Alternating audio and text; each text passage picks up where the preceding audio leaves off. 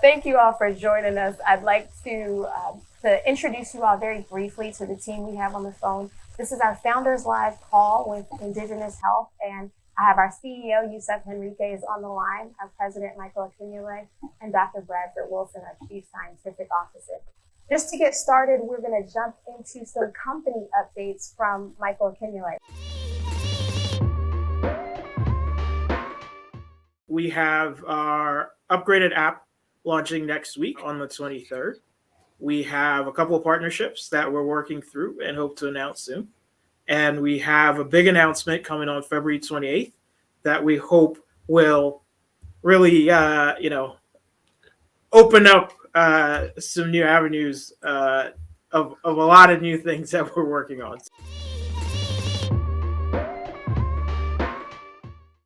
Current in everyone's mind, in the context of the pandemic and dealing with the coronavirus family. But the HIV, which stands for human immunodeficiency virus, is a different family of virus. It's a different viral family. It functions in that its genetic material is RNA that you may be familiar with, or folks in the audience may be familiar with in the context of mRNA vaccines, such as the Moderna vaccine. But the human immuno or HIV virus, its genetic material is RNA, and then it also has a copy of an enzyme called reverse transcriptase, which then converts its mRNA into DNA, and then this DNA gets integrated into human DNA, and then its viral genome gets replicated that way. So it uses your cellular machinery to essentially replicate itself and reproduce itself. And that's the way that virus works. And this is the virus that's responsible for what we know as AIDS, or acquired immune deficiency syndrome. And essentially what happens in this disease is that this virus, it debilitates your body's defense system. And it specifically attacks your helper T cells. And it infects these cells and kills off these cells and drives their counts so low that it leaves your immune system with the inability to detect invaders, essentially. And what happens as a result is you become susceptible to what otherwise would be infections that you could handle. But with a weakened or essentially disabled immune system, your body just becomes defenseless, essentially. But so for sake of time, I'll stop there. I think that's a pretty good, general coverage of how HIV works.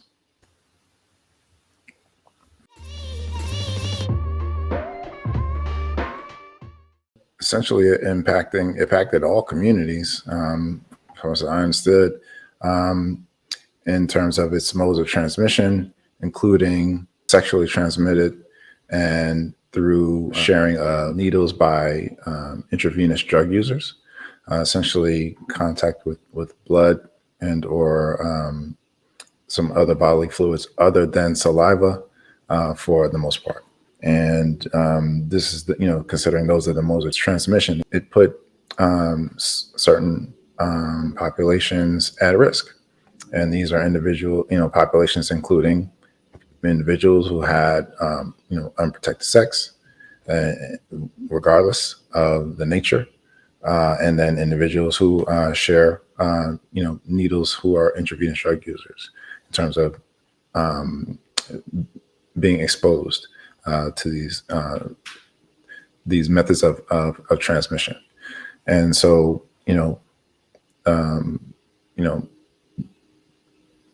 these demographics essentially cut across all populations, all populations, and there impact these folks in these communities who are engaged in these activities are impacted across the board. But in terms of access to treatment therapy, that's another situation in terms of the ability to access, the medications. And that story has, of course, evolved over time, from when from when HIV first, quote unquote, came onto the scene and became a major public health issue. But this is this has been an evolving story with regards to what we learn. There are some interesting findings in terms of people, some populations, and their susceptibility to infection by HIV, and what we've learned about some specific genetic variants that essentially reduce the ability to contract HIV specifically. But other than that, in terms of in terms of those populations, those are specific. There is a specific population very specific to the continent of Africa in which this genetic variant was identified, in terms of individual who are essentially, I want to use the term immune very, very cautiously, but immune to HIV infection. That is a population that's specifically geographically located to the continent of Africa. But in terms of populations susceptibility otherwise, this is a situation that impacts all human populations around the globe. What would you say Indigenous Health is doing to help this community? Well, I think what we are, first and foremost, what we're doing is we're raising awareness, right, in all cases, about all the health disparities that we're looking to address in this particular area, being no different than the others in that regard. And then, second to that, I think would be advocacy, right? Advocating for, increased testing in communities that are at higher risk, right? Because just like COVID, how do you manage a viral pandemic is through testing and identifying individuals who have contracted the virus, and then taking the necessary steps to prevent the spread of the virus. And at this point, as we said, it's evolved significantly in that what originally was, a death sentence, right? When HIV first came onto the scene, and there weren't really treatments available that there are now, and folks were, their immune systems were being severely impacted, and a lot of people lost their lives from the inability to survive the infections that they were then susceptible to. But now it's been reduced to essentially a chronic illness, right? Essentially, you look at Magic Johnson, and he and all the others that are out there that are have been that are now have undetectable viral loads, right? In terms of the presence of the HIV virus in their body, in terms of through the advanced and now current treatments available. And those treatments are still evolving, for different applications, as there are,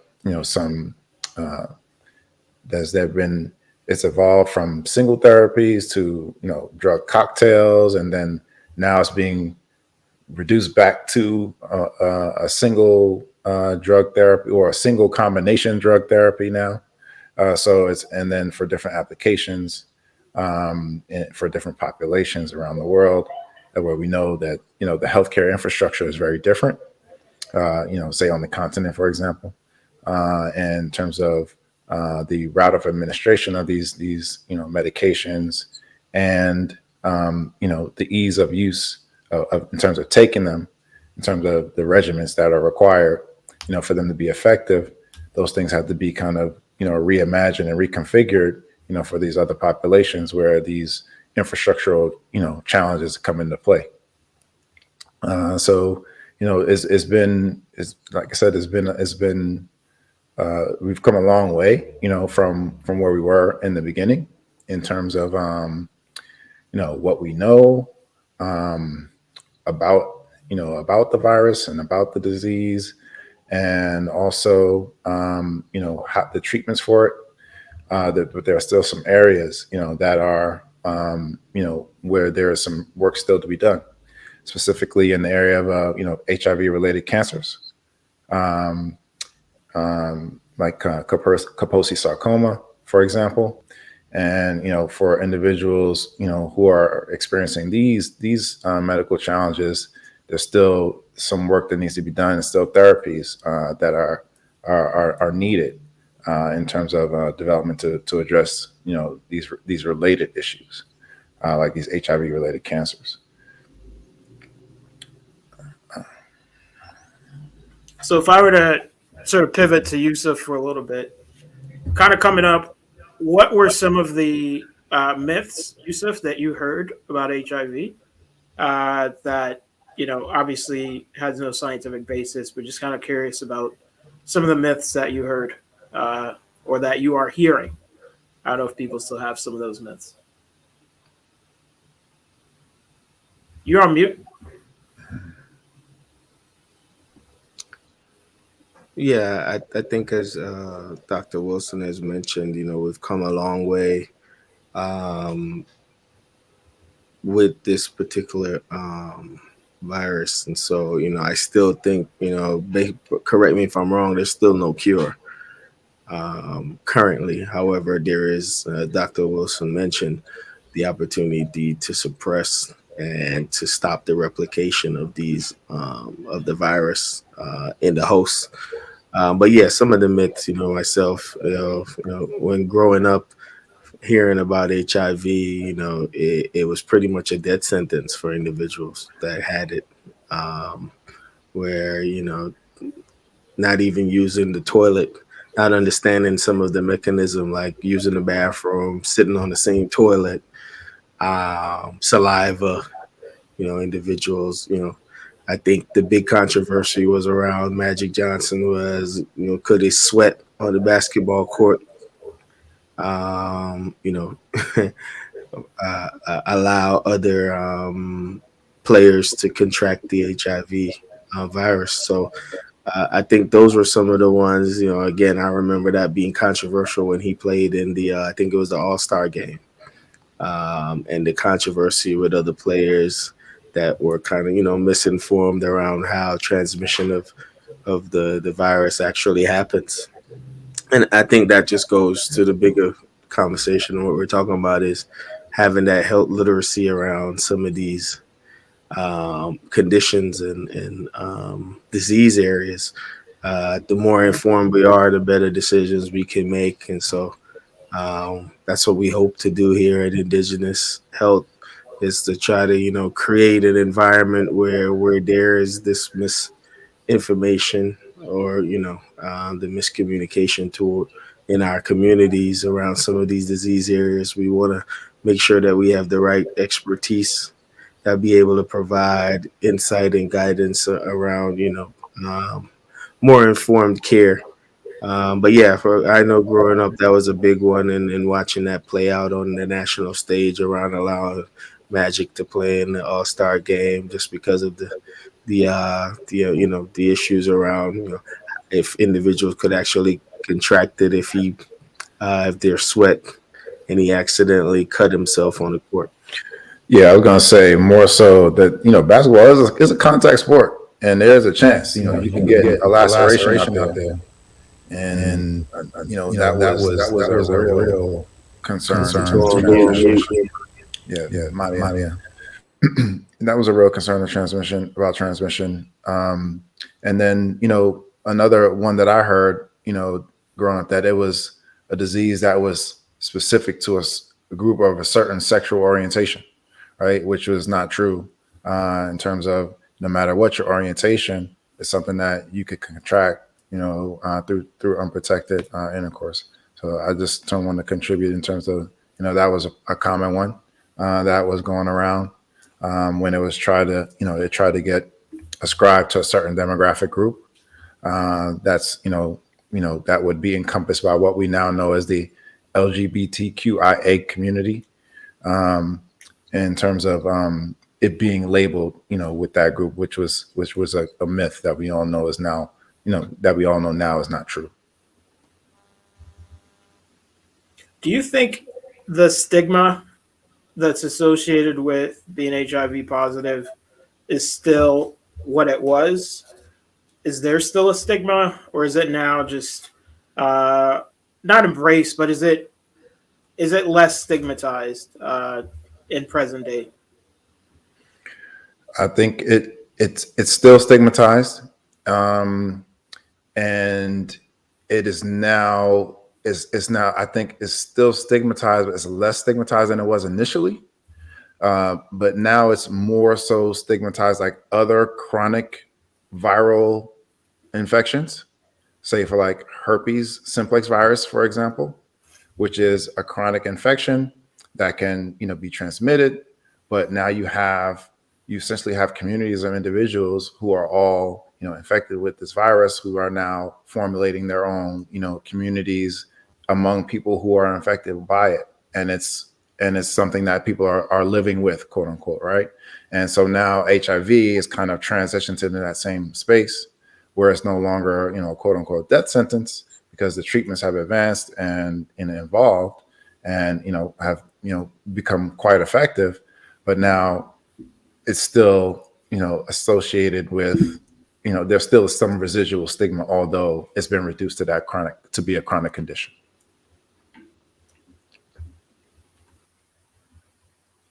Yeah, it's very helpful. I think with most things, it's always delicate. I think even this one, where as advanced as we see ourselves as a society, as science based, we'd like to assume things are. Society is still pretty. What's the word I'm looking for? Still pretty primal, right? When you think about just kind of where we are now and how people react to things, people sometimes just suspend logic and reason and just go primal. So I hope we can look forward to a future where decisions and societal attitudes are more evidence based, more science based, and that a lot of this is really about challenging some of these myths, challenging the misinformation with fact and science. Looks like we have a comment. We have a comment here. It says, within the homosexual community, I have friends that don't mind if their partners are HIV positive and they're not. Why has this become so normal? So I'll put that over to Dr. Wilson. I think there's some medication involved. And I know, I think Yusuf might have had something to do with that medication while he was over at the FDA. I don't know. I've heard a rumor. So I'll let y'all clear it up. You're on mute, Dr. Wilson. I don't know personally the answer, but I would guess that it is somewhat related to the status of the condition in terms of it no longer being a quote unquote death sentence. If you were to contract it, one, and two, there are methods, means of people. There are methods of protection that people can use, and also there are also, in addition to advances in treatment, there has been the introduction of prophylaxis, meaning preventative treatment, or taking medications preventatively if you are engaged, are in a high risk group in terms of this exposure. So I think it's a combination of these things ultimately as kind of contributing, to probably contributing to reductions in the views and the perspectives and what are now acceptable norms in these communities. I would think that those would have a significant amount to do with it, and then is otherwise than just the commonality, right? It's just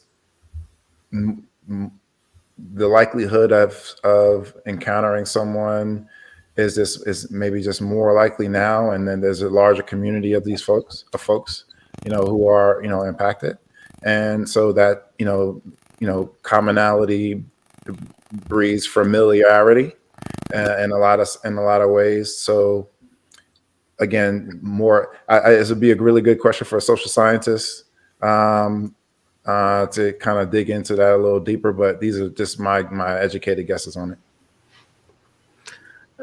I think Dr. Taylor have also put something up here on the screen, which is PrEP, which is a post-exposure prophylaxis, as Dr. Wilson mentioned. Again, it's that misinformation, the lack of information around the communities. While it does, suppress and reduce transmission and stigma, what people fail to understand is that it doesn't block you from other sexually transmitted diseases. So while this is specifically targeted to the HIV transmission, you can still get all the other sexually transmitted disease. So depends on which way you want to look at it. If you want to put a scale on, again, being able to be blocked from one thing but still open you up susceptible for others. So I think these are some of the things that, again, Indigenous Health Group is going to try to address in our community, because that has been a large increase of other sexually transmitted disease around populations that do have HIV because of, these misinformation. So I think what we are trying to do is to make sure that that the level of information is passed down, so that we don't have individuals believing that again, this is a cure-all. PrEP's not a cure-all for everything. It does help reduce the stigma, but it also again doesn't protect you against other sexually transmitted disease, which I think there are studies that have shown that individuals, while it showed studies that to reduce the transmission in HIV, it also increased the transmission of other sexually transmitted diseases. Well, thank you for that. I think we're out of time. And so,